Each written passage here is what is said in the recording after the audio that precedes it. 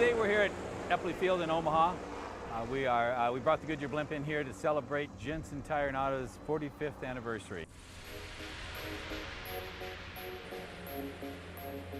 It's kind of a rare experience, you know, especially out this way. You don't see blimps out here very often. It's fun to see our associates come down from the blimp and see the smiles and just how much fun they have.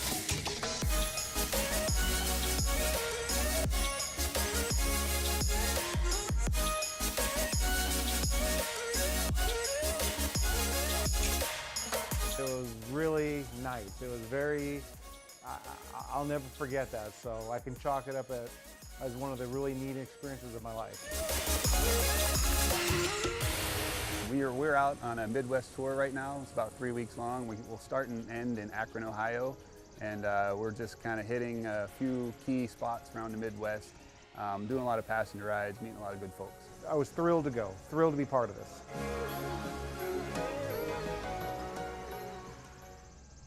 1:02 p.m., the moment eagerly awaited by thousands who've traveled from the far corners of the U.S. to witness this breathtaking view. I saw a almost total solar eclipse about 40 years ago on Cape Cod, and it was so profound and so moving that from a perspective of 40 years later, I'm curious to see if it touches me the same way. I think it'll be even more so. But just minutes before the total solar eclipse, it appeared Mother Nature wasn't working in our favor. I was just sitting there very disappointed that the clouds were going over, and I thought it was just going to be a washout. In fact, it rained a couple of times and thought it was just going to be bad. Then during the final countdown to totality, the clouds parted and the crowds cheered.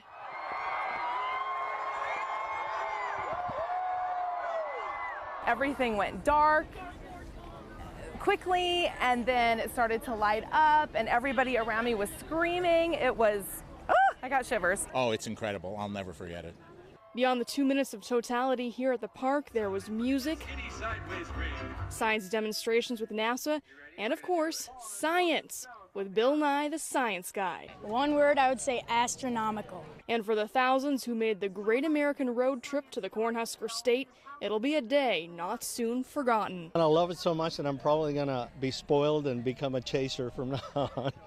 Megan Hahn, 3 News Now.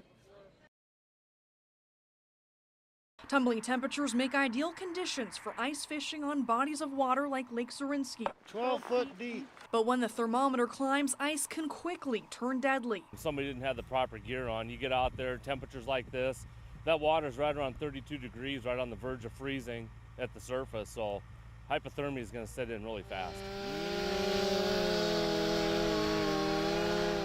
This simulation reenacts what it's like to rescue someone who falls through the ice. It's the Papillion Fire Department's way of preparing for if and when someone finds themselves in trouble. Did you get out by yourself? No. I would say it gave me an excellent idea of what to expect and what we would do should a situation arise. Of course, it doesn't simulate every experience we may encounter. Geared up in special suits to protect against hypothermia.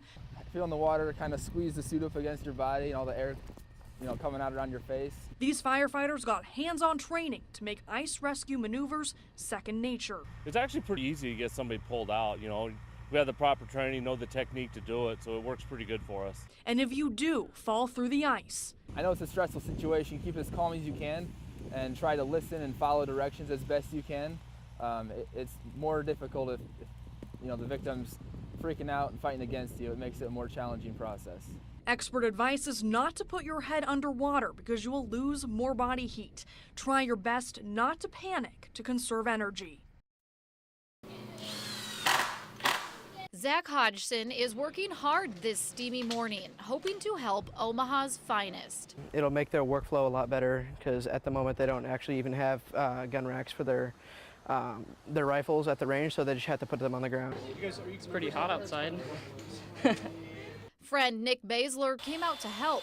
Zach and many of his fellow scouts are building gun racks, tables, and benches for the new Omaha Police Department gun range. We've got 2 stations for sawing.